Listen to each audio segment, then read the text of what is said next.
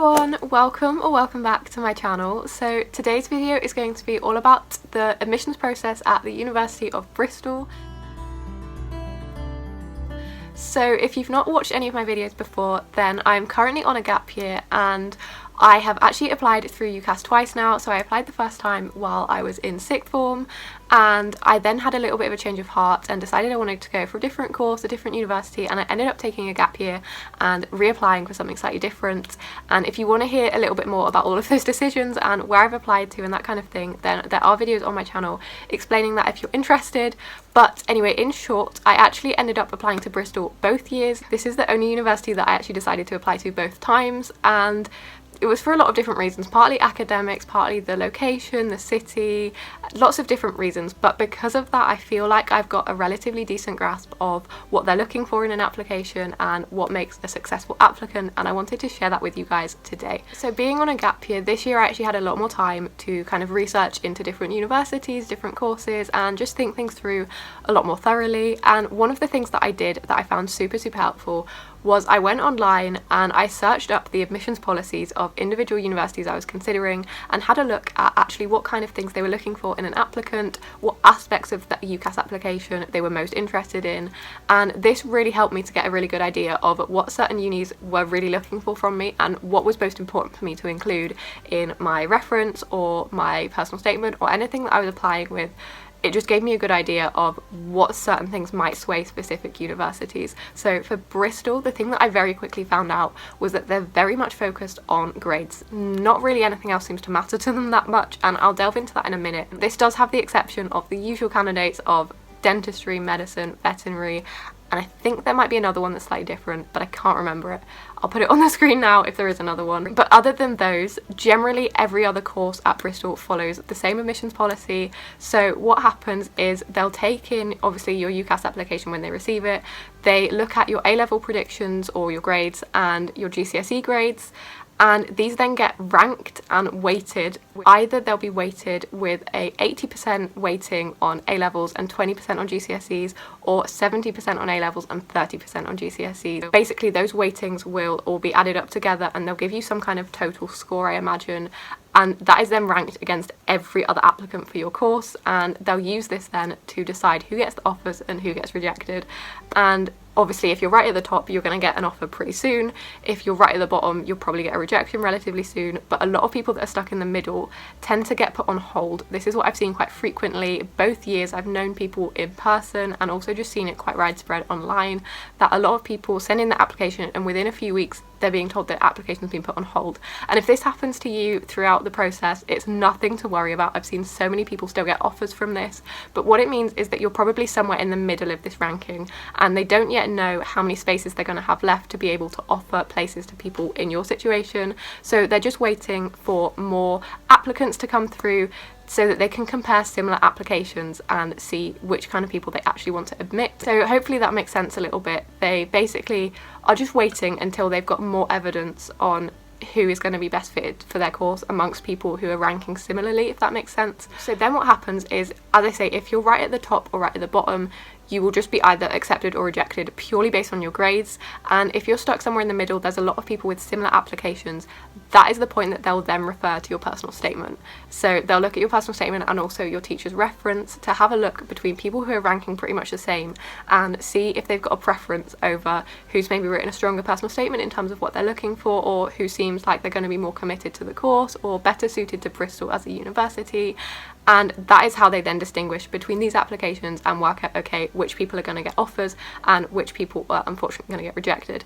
So the things that they're looking for in terms of personal statement kind of varies from department to department, as you'd imagine, and I will actually leave a link to the website down below where there seems to be a bit of a rundown of basically every department and what kind of things that they're looking for within each department and what they're looking for in their personal statement. So hopefully that is helpful to you guys, because obviously there are general things that every uni is looking for in personal statements, but if you're looking for specifically what the department at Bristol you're applying for wants, then check out the website down below and that will definitely tell you. So basically that is a super quick explanation. I hope it made sense, but it is a really simple process at Bristol.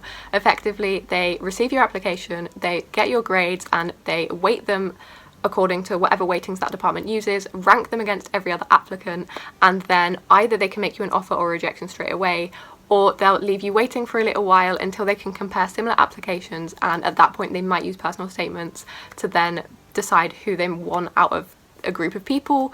And that is basically how it works. There's not really anything else to it. Not many courses have interviews or admissions tests or anything like that. I'm now just going to touch a little bit on the subjects that I mentioned at the start that don't run like this for anyone that's looking to apply for medicine, dentistry, veterinary science or law. Okay, so the easiest one to begin with is law, because this isn't actually too different to the rest of them. It's just that they also look at the LNAT, which is the law admissions test that people sit at certain universities if you're applying for a law degree. So what happens here is that your LNAT will be weighted 40%, your A-levels will get another 40%, and your GCSEs will get 20%. And again, all of those applicants will then be ranked and put in order according to those weightings, and then the process happens in exactly the same way. They'll choose people at the top and the bottom, and people that are in the middle will then be left and compared and potentially have their personal statement referred to if they've got a lot of very similar applicants and they can't decide which to make an offer to. Okay, so moving on to dentistry, this also works with a kind of ranking system, but it's just a little bit different to the way that other subjects do it.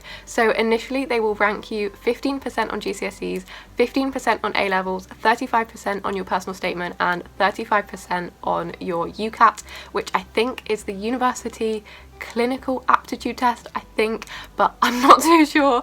You'll know what it is if you're doing it, I'm sure. But basically those four components will be taken into account, and you'll be ranked against all the other applicants, and a certain amount of applicants on the top will then be put forward for interview, and they'll then use your interviews to rank you all over again, and the top performing candidates from the interviews will then be the people that go on to get an offer from Bristol for their dentistry courses. Okay, so veterinary science is a little bit of a weird one, and I was trying to make sense of this as I was reading it for this video, and I'll try and explain it in the best way that I can, but it's a little bit of a weird assessment thing, I think. But basically what happens is they will make sure that you initially meet the minimum entry requirements for your course in terms of academics, and once they are certain that you've done that, they'll progress you to the next stage, which is where they then look at something called a veterinary SAQ, which is Supplementary Assessment Questionnaire.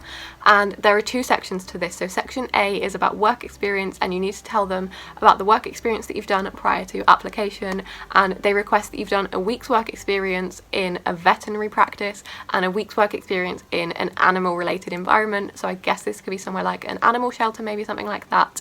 And if you've completed that, they then move on to the second section of the questionnaire, which basically asks you a lot about your experiences, about personal attributes, your kind of understanding of the role of veterinary science in society, things like that.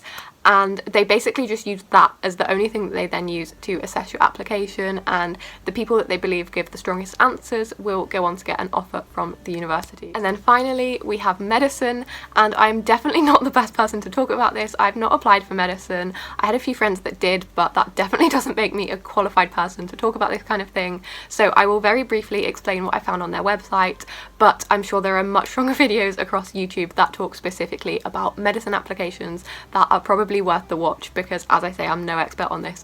But basically what I found out is that initially they will make sure that you again meet the minimum entry requirements for academics, and once you've passed that hurdle, they will then look at your UCAT score. So this will be 100% weighted, and they will literally look only at your UCAT to rank you against all the other applicants, and they will then take the top ranking applicants based on the UCAT, will then be moved forward to interviews, and again the best performing applicants within the interviews will be the people that go on to receive the offers. Now in terms of interviews, obviously this is very complicated and I literally don't know very much about it at all, so I'm not going to go into that because I don't want to be giving out false information, but I'm sure there are plenty of videos out there on YouTube talking specifically about medicine interviews and how to ace them, so make sure you go and check them out. So anyway, that actually brings me to the end of today's video. I really hope that this has been helpful for anyone that is looking to apply to the University of Bristol.